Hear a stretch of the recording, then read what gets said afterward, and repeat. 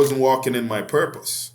I was about chasing money, making sure, hey, I have money to take my boys on whatever trip they wanted to go on, buy whatever car I was, because at the time I was getting ready to buy a Bentley. Did I need a Bentley? No. But it was, for me, it was just where I was at. It wasn't about helping anyone or none of that. So I felt like the way this happened, I needed to go into confinement for God to really grab my attention. What's up, everybody? Welcome back to another episode of the Believers in Business podcast. I'm your host, Brian Adamson, and I have with me a very special guest today, my brother, Mr. Cornell Bunting, who is a philanthropist at heart. He's an international speaker, best-selling author, just a man full of wisdom. We had an opportunity to speak very briefly offline, and I was just enamored with his heart, with his wisdom. And, I'm just grateful to have you here today, taking some time out to talk to the audience, bro. Definitely, man. Definitely.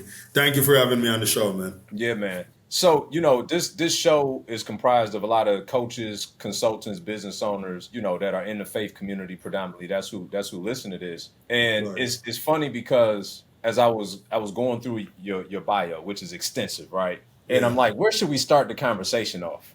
And I said, I know exactly where we're going to start this conversation at. Yeah. Most people go out and play video games. And there's some right now that watching this and listening to this that use video games to decompress. I'm not coming for y'all. Okay. But what I am trying to tell you is this gentleman that sits here with me today, don't just play them. He actually builds them. You got to tell me, bro, like, how do you get into building video games? Oh my goodness. Hey, brother, and I got to tell you, man, because, I'm from the Atari days. I'm that kid, man. I had my Atari. I had the Nintendo 64. I had all the games when I was a kid. So I was a gamer in the arcade. You bring any kid at me with a Mortal Kombat and they will never beat me, man. I was that kid. So, I've always been a big fan of the video game, always, ever since, when Donkey Kong was out and, you compete to get to defeat. So I figured at some point, this would come back in my life, because I've developed in such a way, my journey have taken me on all these different paths. And I felt like I kind of veer off the game, once you get older, and a lot of different things are happening in life, you don't play the game as much as when you was a kid. But attending college here, and in college, one of my degrees, so I have a bachelor in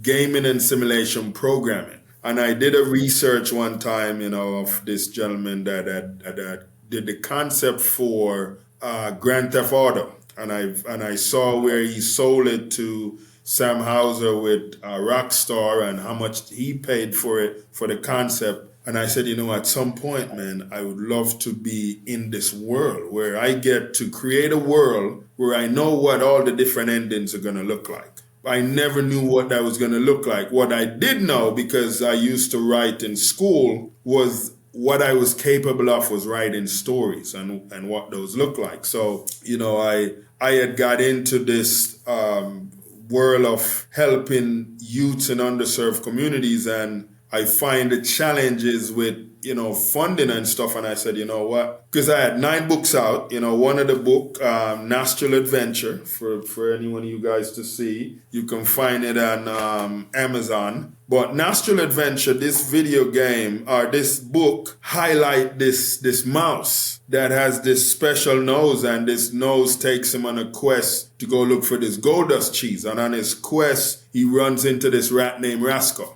And so Rascal made his journey miserable, man. Like, Rascal knew he couldn't find this cheese without Nostril, nose, sending where the cheese was. And so Rascal's whole thing was, I'm going to follow Nostril without him knowing I'm following him until he find that cheese, then I take it. So that's really how the story is. And so, the opportunity came around, book went #1 in a few countries outside of America. And I said, you know what? I'm going to turn this storyline into a video game concept, because I had already had an idea, what a concept could look like from a storyline. And so, I had wrote concepts from some of my other novels, because I've written over 54 books. So I had bigger ones. And, so when I look at the numbers for some of the concept, it was way more expensive to get those completed. And so for me, it was, okay, what is in my budget right now, range where I could handle getting this video game developed, getting it monetized, and have it out in the App Store and in the Google Play Store. And so Nostril Adventure was birthed, man. And so the game itself is called Nostril Cheese Chase. So,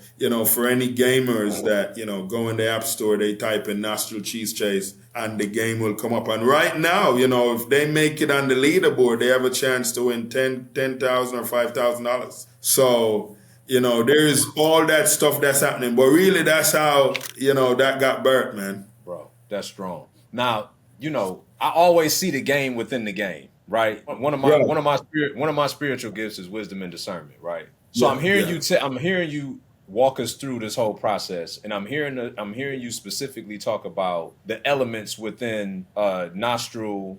What was it? Nostril Cheese Chase. Nostril Cheese Chase. Well, the book, but it's from the book Nostril Adventure. Nostril Adventure, right? So I'm hearing you. I'm hearing you talk about the narrative within Nostril Adventure, right? And I couldn't help but to think that sounds a lot like what we experience every day. That definitely.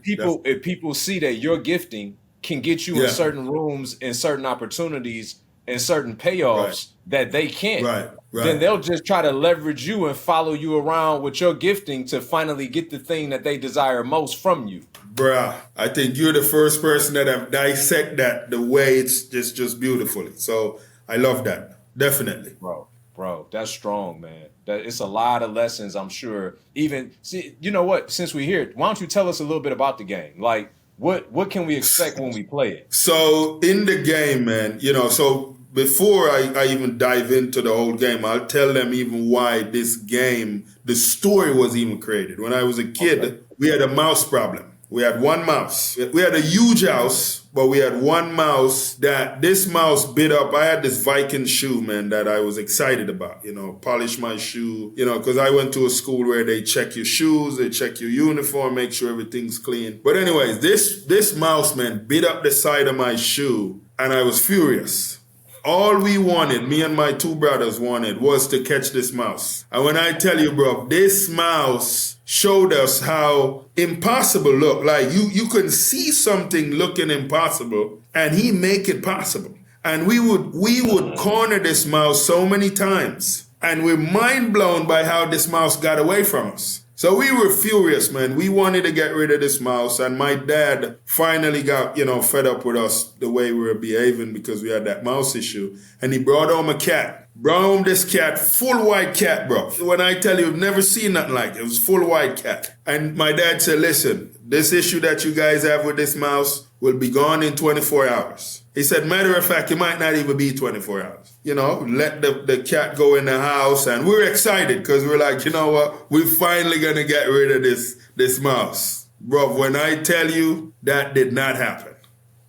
For some reason, this cat and the mouse became friends. Now me and my brothers are even more furious, bro. Like we took the cat. This was how bad it got. We took the cat up on the roof of the house and start throwing it off, just trying to hurt the cat, because we're like, yo, this cat is useless. This cat can't resolve our issue. And it got to a point where we're like, you know what? We can't do nothing but just love this mouse, man, because this mouse just showed us like, hey, this is my spot. I own you guys. This is your house, but hey, I know the ins and outs here. And so we got so cool with the mouse, we would set stuff out for it to eat, like food, whatever. And one day, bro, I was getting ready for school and, take a shower, jump out the shower, jump right on the mouse, killed it. Stop it, bro. Didn't even realize, bro, it was like this accident that me and my brothers were devastated. We were crying.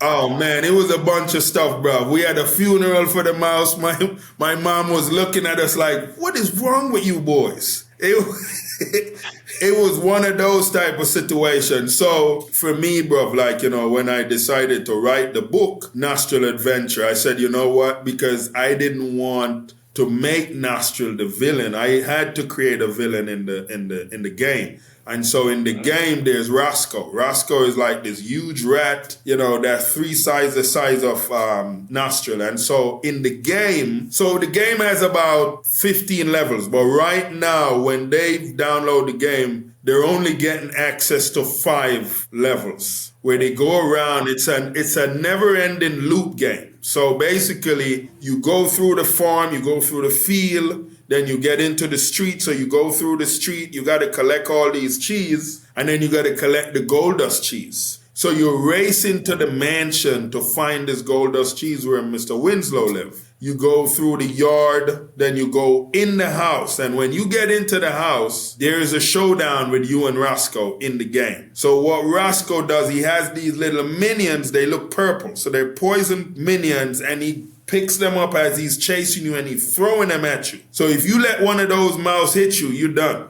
The game's over. You don't even get a second chance, keep going. Like, that's it. The game's done right there. The only time you get a second chance is in the game. If, let's say, the dog caught up to you in the game before you get to the mansion or after the mansion, then you can either watch the ad that is playing or you can use a life to continue where you got killed there. And, so the biggest thing is for him to get the backpack. If you notice, there's a backpack on him. So in the game, there's a backpack. I was just even realizing I could show you from the phone. So in the game, this is the actual, what it looks like when you start it. And, but that's nostril right there. And once you start it, you see the dog coming and then he takes off. But his goal is to collect as much cheese as possible. And you just moving the screen to kind of, control what that looks like. So it's really wild, man. And, in it as well, there's a book that kind of tells you about, different stories of the, of what's going on in there. So it's really cool, man. And the kids get to learn about different type of cheese, the nutriments that comes from these cheese, but they have to beat Roscoe in order to unlock a lot of these things in the game. So it's a fun game, man. They get to learn quite a bit. Bro, and I probably speak for everybody that's listening to this so far.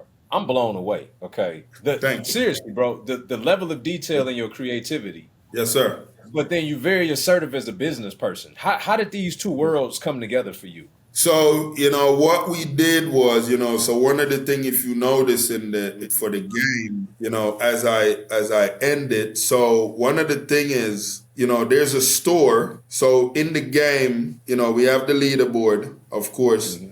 When people go, they'll see that I'm at second place with one phone, and then my other phone, I'm at third place. So automatically they can tell I play the game a lot. And really, I did that because I'm trying to not have no one win the $5,000. Because anyone beat my score, they win $5,000. But the thing is, so in the game, there's there's merch stores where they can go in. They can purchase like shields, different things to help them advance in the game. Okay. And this is really for gamers that want to make it on the leaderboard to say, hey, I'm really good at this. Because the more you go around, the faster the games get. And so it's just a matter of how quick you are with your fingers. And it's really, like relax the mind, you relax where you're in a place where you can control what that looks like. Yeah. And so for me was, this game functioning at its full potential can do about 800 to 1.2 a month.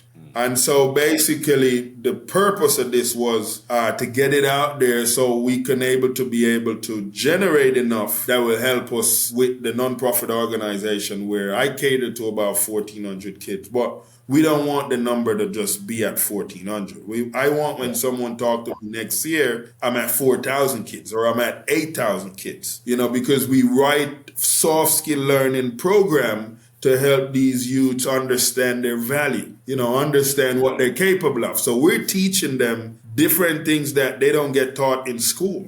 And so the big reason behind this is for it to generate enough so we can able to function the organization where I have an administrative staff that gets paid, where I don't have to be nervous about us not having the money to, equip the organization with a team that could really show our strengths and areas where we want to work with these different youths. Yeah. That's strong.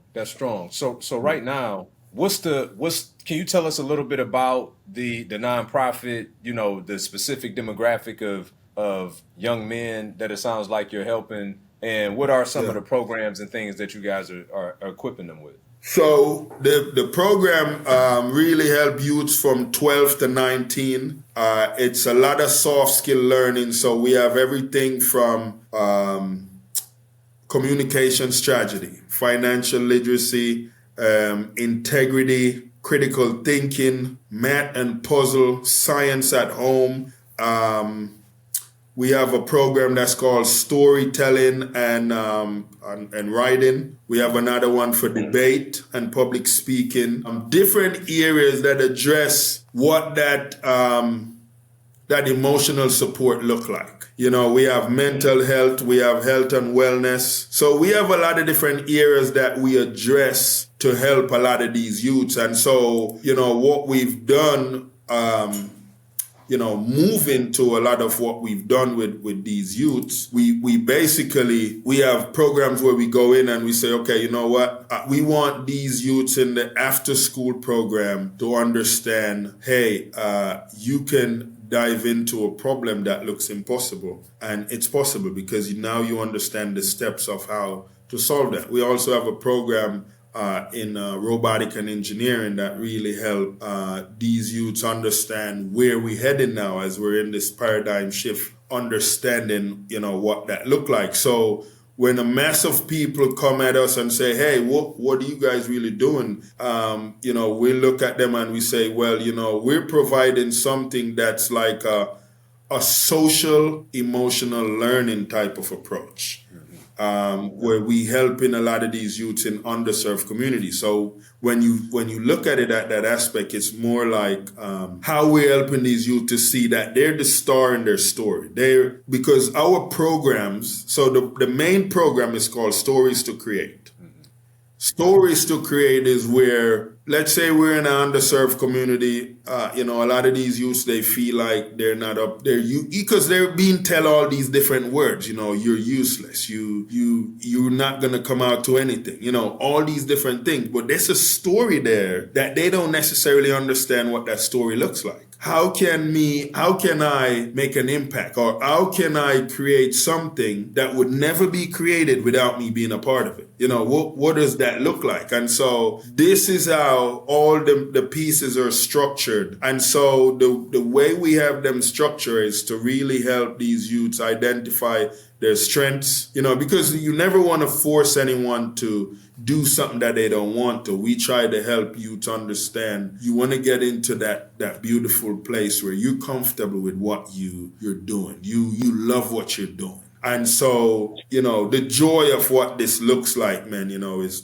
the fun. And like even the individuals that I work with, that I train to teach these programs, you know, I help them to understand the importance of making sure these kids feel valued. You know, one of the things, you know, because we're from an older era, you know, where you get reprimand when you're not listening, you know, you get a spanking and all that stuff. We're in a different time now. It's not like that anymore. But you have kids that are going through different challenges, you know, possibly trauma. They don't know how to talk about that. So they act out. And a lot of, you know, instructors look at those kids and say, oh, that's the kid that just want attention. He's going to disrupt the whole room. But that's not necessarily the case. That kid just possibly want you to listen to them and what's going on. Take them aside and do a one-on-one with them to find out what's really going on, because a lot of the areas these youths come from are very troubled. Yeah. You know, and so we don't know what's going on in that home. You know, that kid could be getting molested. You know, it's all these different things that these kids deal with. And so for us, it's fully understanding what that looks like and say, listen, I'm here to listen. You know, we have a game that we play. I play with these kids in a room where everyone make a circle in a chair. We choose one individual that we feel like, you know what, they disrupt the most, and they close their eyes. And all they need to do is listen. So what we do is we fold this paper up like a ball. And what I tell all these kids was to do, just throw it to each other. And as they're throwing it to each other, if that chosen child is listening carefully enough, they can tell me how many times that paper ball has been thrown, which helped them to understand the importance of listening. You know, because I could go into a chaotic room where kids are going just wild, you know, they're whether some are on their phone, some are, doing something and they grab the attention of other kids. And I could come in the room and I said, in the midst of all that noise, I'm not telling them to stop, but I'm saying I have $100 on the table. Anyone see that $100 can have it. Most of the time, I know that none of them have heard what I just said. Right. Because they're distracted with everything else that's going on. So it's, I do different things to really help them understand the importance of when someone take the time out of their day to come to add value to you, to help you understand, listen, you have something beautiful ahead. And all you have to do is tap into that, or helping them understand the importance of detail. Paying attention to detail and what that look like. Most of us in this life don't necessarily understand how to pay attention to detail or understand our surrounding, what's going on. And a lot of times when you hear something happen to someone in a way that people be saying, oh, I've never thought. Most of the time they've never paid attention to their surroundings. So they don't necessarily understand where they are. Yeah. So we work on. Yeah, that's super strong, bro. I'm an 80s baby, right? So I grew up mainly in the 90s.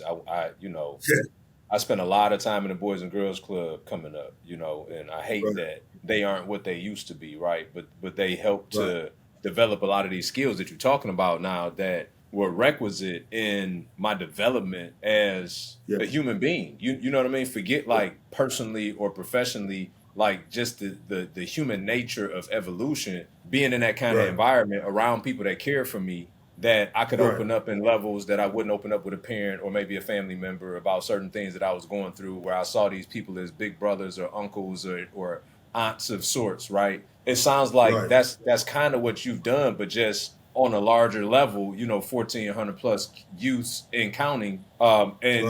I think the people listening to this can understand the benefits from it, but I know the detriment from not having it. Can you talk a little bit about what happens as a result of these kids not having access?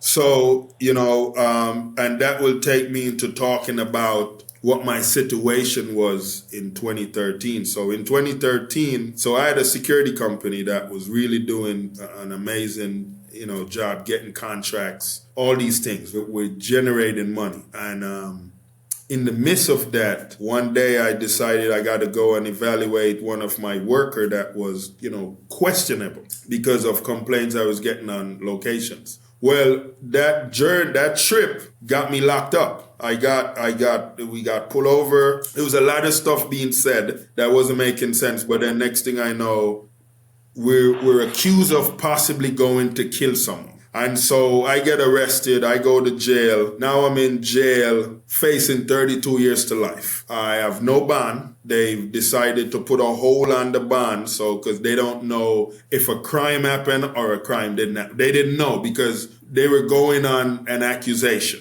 And so while I was there in the jail, I start meeting all these young boys because I'm in maximum security. So where I'm at is where they hold you and you stay there until trial. Once you're found guilty, then they send you to prison and you do your time, whatever that looks like. So I was meeting all these younger kids, man, just young boys, man. When I tell you, I was really sad seeing a lot of the young boys that were coming in and just the crimes that they commit to make it in there. Like we had two boys that were in there that they were so high on drugs, they went to a pharmacy in a drive-through, wrote on a note, we have a gun, this is a robbery. We need, Percocet or whatever it was, drugs they wanted from the person. They gave it to the person and they sat there in the drive-thru waiting for the drugs. And then they got upset when the cops came and picked them up. You like, come on.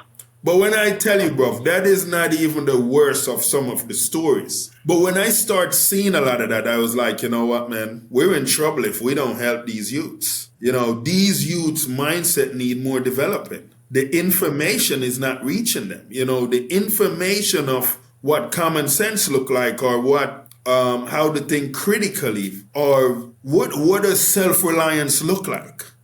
It's all these different things. And I said, while I was there, which for me, while I was upset the first 3 months I was there because I was confused on why this even happened the way it did. But things start getting put in. How old are in. you at this time, Cornell? So when I opened my security company, I was 32. I went into jail, I was 35. Yeah, I was 35, man. I And can only so, imagine what that had to do as a 35-year-old businessman, wrongly man, accused, sitting in jail for 3 months awaiting trial, bro. Like, and not look, only man, that, listen. not only that, but then to take the posture of the Apostle Paul while in jail in the Bible Yeah, and still be thinking about how to help others. right. Bro, you just gotta unpack that. I gotta understand what was going on in your mind during this time, bro. Seriously. You know, I got to tell you, my brother, what I had to do was I had to create a shell of what they were seeing in there because I realized I had a lot on the line. You know, I was a single dad with 3 boys. So I knew my boys, I knew I had to fight for at least them. I knew I wasn't going to go to prison because one, a crime wasn't committed. It was just accused. But the way it was done, the way the picture was painted on the news and what that looked like, I knew I was going to be sitting there for a little bit. I knew that there were some things I had to go through, but God needed my attention. And I needed to understand that because at the time, even though I had a security company, I wasn't walking in my purpose. You know, I was about chasing money, making sure, hey, I have money to take my boys on whatever trip they wanted to go on, buy whatever car I was, because at the time I was getting ready to buy a Bentley. Did I need a Bentley? No. But it was, for me, it was just where I was at. It wasn't about helping anyone or none of that. So I felt like the way this happened, I needed to go into confinement for God to really grab my attention. So when I was there, when I went in, the media had already ran my story for so long. The guys fear me when I went in there because they thought I was this dangerous man. So I never got into an altercation. I never got into any fights or anything. And so right there, I realized, okay, you have to make the best of this time. You need to pay attention to detail. There's things that's going to be happening that you need to grab. Once it comes, you got to grab at it because it's not going to come again. And you need to understand that because this is where the dots are getting connected for you to help you understand what your purpose is and how you're going to walk into your purpose. And so this was what was happening at the time. So while I was frustrated at first 3 months, after that, man, it just got so easy because now it's like a voice came to me and said that, you know, I bless you with this gift. And it's like you sat on this gift, but I'm going to give you another chance to understand what this looks like. Because when I tell you, bro, I could tell a story. You know, in high school, I was writing for my school. I had got in a drama. I could write a play. Someone could give me a sentence and I could turn that into a whole drama scene. That's how creative I was. But when I got out of school, I didn't take that with me. I was into, you know, I was a teacher for Caribbean history. Then I became a principal at a school. And I was like, yo, this is boring because I was young. I wanted to meet people. So I went into hospitality. I became a bellman. And that's where I just started meeting a lot of people. And for the next 15 years, I stayed in that profession because I was making so much money. I could do all these things. But you know, you're young, man. You can have fun. You can fly wherever you want to go. It was one of those things. And so for me at the time, I wasn't where I was supposed to be. So when I got locked up and went to jail, this was where things start getting put into perspective. And so, you know, with that unfolding the way it was unfolding, I had to protect my mind. I had to protect my mind because I knew that the guys that were in there, they weren't as educated. They were products of their environment. So they act out, man. They fight. There's all these different things that was going on. When I tell you, bro, chaos was going on around me every single day. And it was like a global just put over me to just protect me from all of it. One time, we had a guy came back from prison. He was doing 3 life sentences. I didn't even know this type of things exist, my friend. This was a young kid, man. Young kid. He was like 22. But the challenge with a lot of these youths was, hey, I could commit a crime, go in there, do 30 years. By the time I'm 50, I'm out. Crazy. Come on, what are we doing? Yeah, bro. It's like It's wild, bro. So when I tell you I had to protect my mind, and so literally that's how I function in there. I didn't talk much, and because I didn't talk much, they didn't necessarily know who I was beside what they saw on the TV. And so they were like, Dread is a dangerous man. So I got titled this dangerous man without anyone even hearing me talk to them because of what they saw on the TV. And I just run with that. And I literally lived that 10 months in there under that type of environment that was created. And so the one time we had a guy came and he wanted to make sure everyone knew that he's going to run the block. And someone said to him, hey man, this is Dread Black. So, while there was chaos going, everyone knew they didn't need to hurt anyone in there, because I would look at someone if they were picking on someone and they would stop. I didn't even have to say nothing. This was how God was working, man. But when this guy came, his goal was to disrupt that.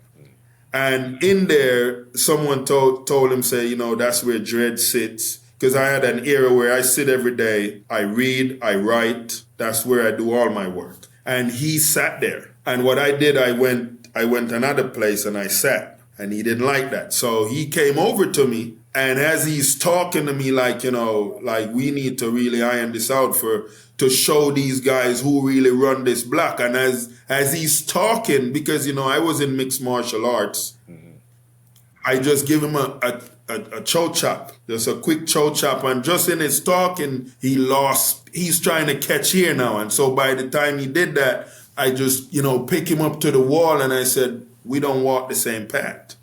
That's it. That's all I said, my brother. It was done. That man relaxed for the rest of the time he was there, went to go, try to get one of his life sentence dropped. They denied it. He went back to prison. That was it. And then my time came for me to bond out. They had lift all the hold off the bond and I was able to bond out and then fight for my innocent, So it was one of those things where I had refused to let whatever this was, this injustice, to take my identity, bro.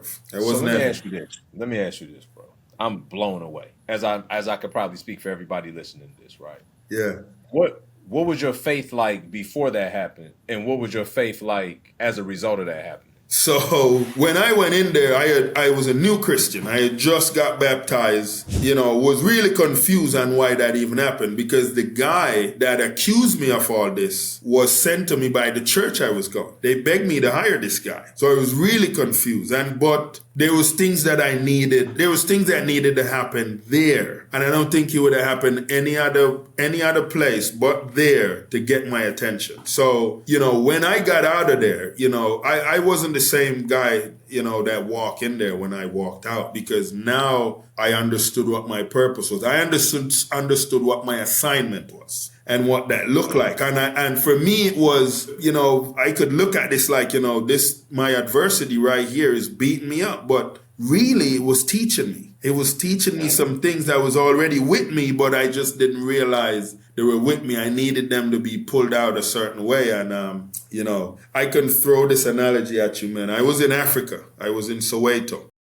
And I met this elder. And he said to me, you ever hear about diamond in the rough? And I was like, no, I've never heard about that. And he gave me this story. He told me this story about this guy that had all this land and, had all these friends that was, getting into diamonds, getting rich off diamonds. And one of his friends encouraged him to say, hey man, you need to get into the diamond business. You need to get rid of all this that you have here and go find diamonds and sell and get rich. And he sold the land that he lived on. And he went searching for diamonds, couldn't find no diamonds, got discouraged and killed himself. The person he sold the land to one day was just walking down like a stream of the land, because, he had so much land. So, as this guy's walking down the stream, he realized there was this rock that just looked odd and it was just dark and just looked crazy. And he said, you know what, I want to take this back and maybe look at it some more. And he took it back to the house and he had it on his mantle, just kind of forgot about it because of all the other stuff going on. And he had a friend came to the house, brother, and saw that rock on the mantle. And he said, hey man, you know what you have right here, man? And he's like, no, what is it? He's like, listen, man, this could be the biggest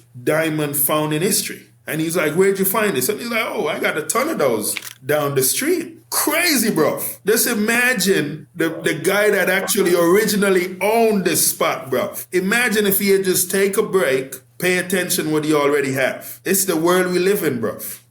Bro, so you dropping so much heat right now. Okay. First thing is, I think about in the scriptures, okay? Yeah. When Jesus was baptized, Yeah. the very next verse said, and then he was sent into the wilderness to be tempted by the enemy. Yes. 40 days, 40 nights. All the greats through scripture have their time in the wilderness, right? Right.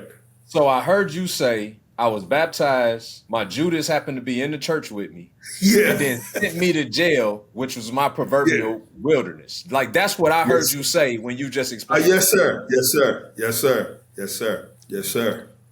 Bro. So you don't get bitter, you get better. Yeah. So you come out, and then now you got this burden to go help the youth. Like that you gave birth to this burden of going to help the youth while you were incarcerated. Yeah. Wow. Yeah, So tell me, what type of resources do you need, bro? Because there's somebody listening to this that they want to get involved, they want to get behind you, they want to help. Like, what do you guys need to really solidify this infrastructure, get the resources, the additional help? Man, listen, right now, bro, when I tell you all we need right now is funding. Because when I tell you, people have rallied around me to help me with so many of the missions that we've done so far, a lot of the awareness events. When I tell you, I probably have over 30 people that have just jumped in just to volunteer their time to help. But, because of funding, we don't have a staff of people that we can say, you're here with us 5 days a week where you can help with what the Stories to Create program look like, with what the mentorship workshops look like in the different facilities, whether it's the alternative schools or the after school program. So the biggest thing, man, is the funding. When we tell people our main objective, is this Stories to Create program that enhance what literary skills look like. It fosters creative expression. Of course, it builds on the self-confidence among what, these different youths, particularly those youths in the underserved communities, and because of how this program aim to provide what like a platform look like for all these different young individuals, to articulate what their experience, hopes, dreams, through different forms of storytelling look like. And so with that, we see what our target audience look like. And so because of how the program is designed for these youths, particularly those in the, alternative high schools, after school facilities, we focus on what the engagement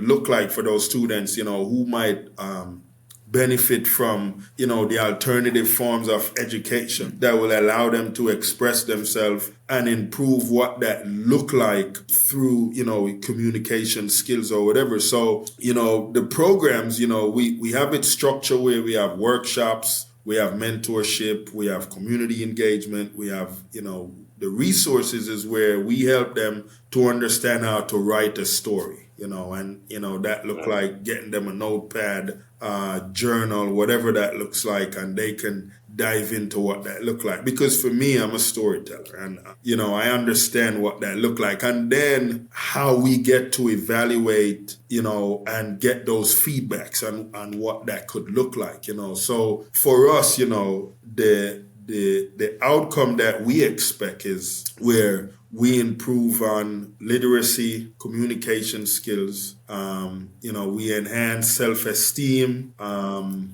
personal growth. Of course, greater sense of community and cultural awareness. And then, of course, what production of a tangible body of work, that these participants can use, for future educational and professional opportunities, what that look like for a lot of these youth. So really, man, again, it's the funding, just even if we get a sponsor that come in and say, hey, we want to fund you guys on an annual basis, what does that number look like? Because then we can have an administrative team that are putting in anywhere from 30 to 36 hours. We're not even trying to go up to 40, because 30 hours a week with 3 people in a little bit, it has to be like Red Cross or United Way. Because we have so much that we have structured. We know what we need to do. We already have a target. We know where we need to address. Because if, let's say, you sit back one day and you just imagine a world where more of us understand that there's another way, instead of just getting up and going to go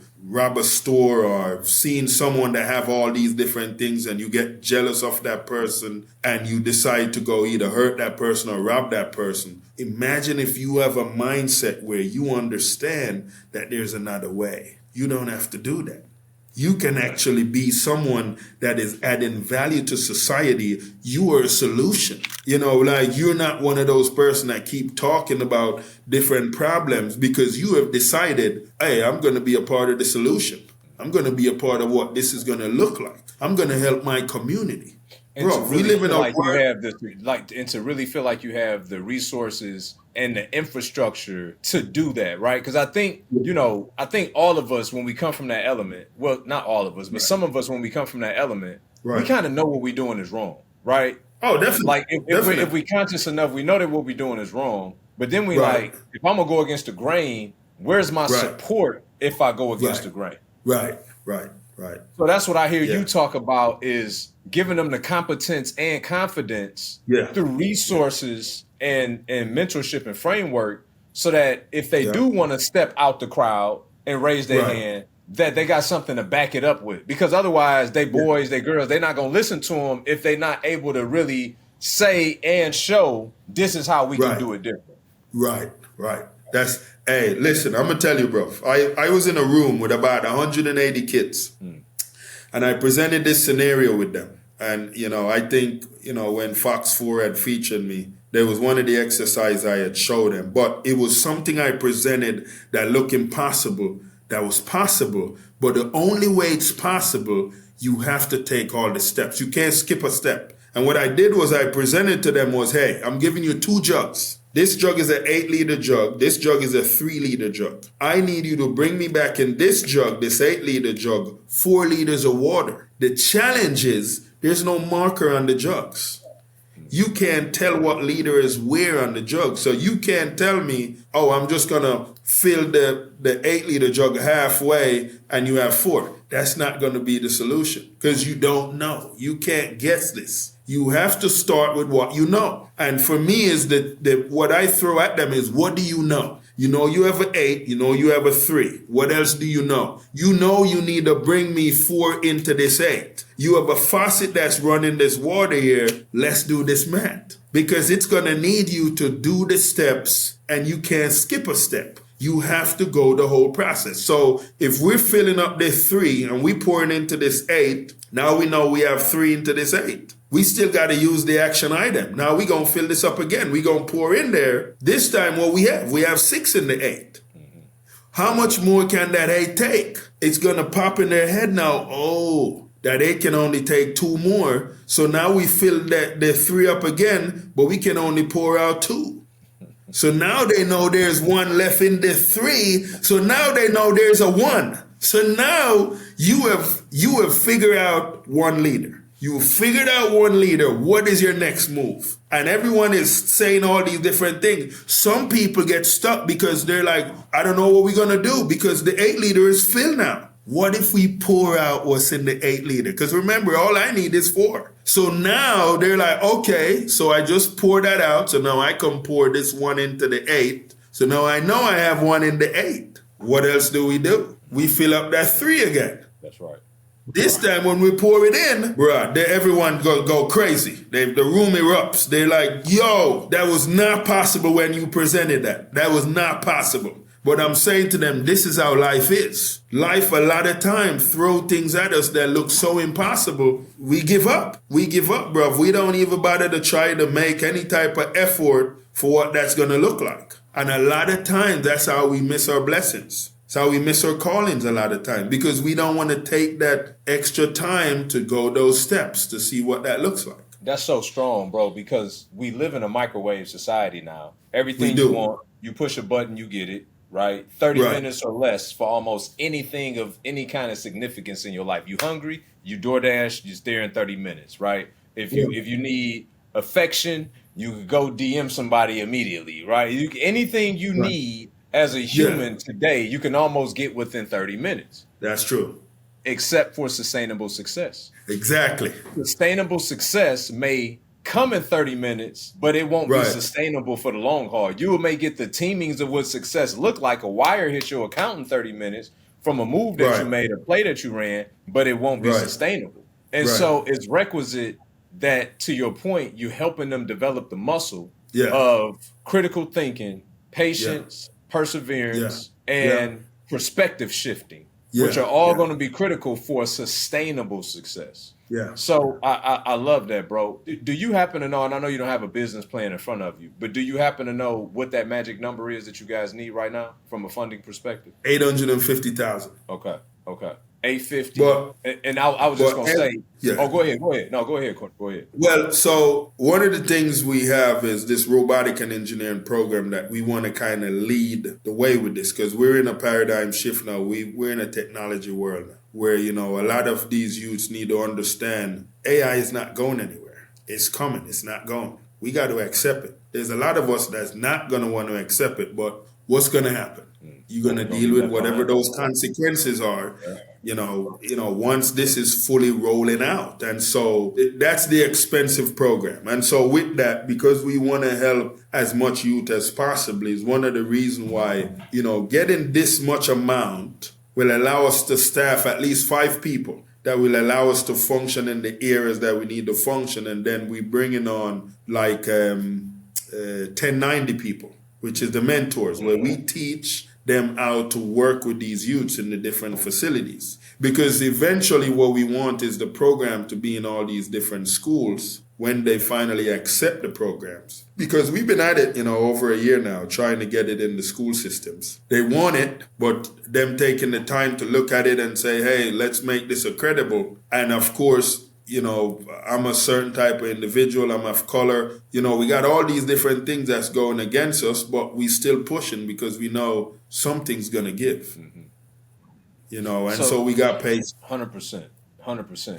Yeah, I'm a firm believer, if God give the vision, he'll make the provision, right? Oh, definitely.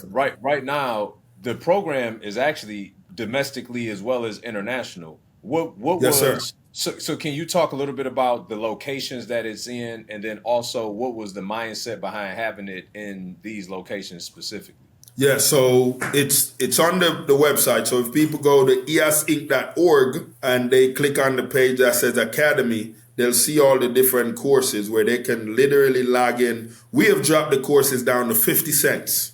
So someone can enroll in a program for 50 cents, 10 weeks. It's self-paced. So you can either go fast or slow, whichever way you want to go with it, and complete the program, where it gives you the full knowledge around what this looks like, whether it's integrity, whether it's critical thinking, whatever it is, it's there. You just got to go through it. There's multiple choice. And so what I did, because I'm in Southwest Florida, we launched the organization here. We got our 501c3 from the IRS in 22, even though I filed for it in 2020. Took me 2 years to get it, but we got it. We hit the ground running in 22. And from there, we work with a lot of the schools in the Southwest Florida area, the alternative schools, the after school programs. Someone had found out about what we were doing in the alternative school that was kind of working with some youths some of them were in the trafficking. Okay. These were disturbed kids that they were ready to get rid of themselves. And so we were able to go in and work with some of those youths, undocumented, because we couldn't show where they are, because a lot of them were in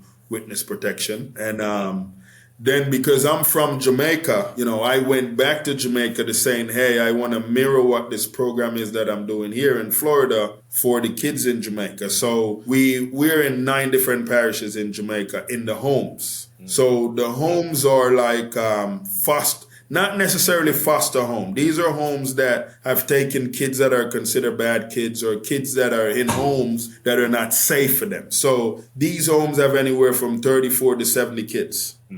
And so we go in and we introduce the program, we get them to enroll in the program. And every so often I'll pop up or I'll have, someone from the organization or the team, pop up on those kids and we'll check in and see how they're doing with the program, and we're getting ready to do live courses where kids from anywhere in the world can log into the program and be instructed by that instructor that's presenting the program. Got it. So the bulk of it is there's physical locations where the kids are at, whether it be alternative schools or other homes and such, but they're able to actually do the learning online through the portal that you guys have created to implement all the teachings. Okay. Yes, sir. That's strong. That's strong. So that really gives you the flexibility to take it anywhere, it sounds like. Oh, anywhere. Okay. Take the program anywhere, get them accepted, and get the kids enrolled, and have them learn, man. Yeah, for sure. Yeah, this is really good, Cornell. I don't hear this a lot anymore these days. Like I said, since the Boys and Girls Club, I just don't hear about a lot of these programs, and for the ones they're typically about sports and athletics. They're not about soft skills and etiquette training. And all of the fundamentals that they need through their human evolution experience to make them more attractive in the marketplace, right? Which is where everybody's going to end up at some point in time. Whether you run a business or work for one, everybody at some point is going to end up in the marketplace. And it sounds like this is a great foundational stone to help them get there. Oh, yeah, definitely. We have put it in a space where now really is just getting everyone to really be aware of what we have to bring to the table. And, we're training individuals that can come into any of those spaces and work with the youths, whether it's an hour, 2 hours, 3 hours. And if, some facilities, they say, hey, we can do 2 days a week, this time to this time. We run with that. One of the challenges we've been having since we started, we don't have a building for ourselves. We have an office space in a bigger building in the downtown of Fort Myers. And so I'm hoping, at some point we'll be able to have our own building, because when I tell you, we have a whole business plan on what that could look like, having a facility, having a tech space, having a robotic and engineering space where youths can come and really learn a lot of these things, man. And, so we're hoping we'll get there at some point. That's strong. Yeah. So, and by the way, everybody that's listening to this, watching this, I'll make sure I include everything in the description. But for those that want to connect with you further, Cornell, like what's the best place for them to go to do that? So they can literally send me an email, cornell@easinc.org. That's EHASINC.org. Or they can find me on any of the social media platform, Cornell Bunting. IG, it's Cornleg9. YouTube is Cornell Bunting. We even have an EAS page, but most of the videos, because they're in the modules, most of those videos are put there, and then we upload them to the online school. So we don't necessarily put that EAS page out so much, because a lot of the videos, they show like the answers to a lot of the questions in the multiple choice. So, if they got to read those, they got to go through the modules, work through the program to be able to get to the next one. So, but there's all those pages. So, I'm easy to find, man. People can just type Cornell Bunting, whatever platform, Google, Bing, whatever, and it will give them a whole lot of information about me, where my books are, Amazon, Barnes & Noble, Book a Million. You go on any of those platforms, you type in Cornell Bunting, you'll see my work. Strong, bro. Strong. Go out, get the video game. I'm getting it. I don't even really play games, but I like this in the sense that, so I'm a cigar smoker, right? So I sit out on the lanai, I smoke a cigar. you know, Yeah. I can play this game. It helps with hand-eye coordination. I see that, you know what I mean, just from Yeah. how you got to move the mouse Yeah. around. And yeah, so I'm gonna give it a go for sure. And you know, go get the books, go get the video game, the download, and more importantly, help these youth, man. Like, you Yeah. know, Yeah. the one thing that stood out to me, bro, in this whole interview is that Yes, while we sir. talked about the gaming, we talked about the books and such, that ain't really what you got on here for. Your heart and your mission is Yeah. really about these youth, man. And it stuck out to me, and I appreciate that. I know those Yes. that's watching and listening to this also have. And you know, let's support Cornell in any way that we possibly can. All right. Until next time, thank you, my brother. I appreciate it. Appreciate you, my brother.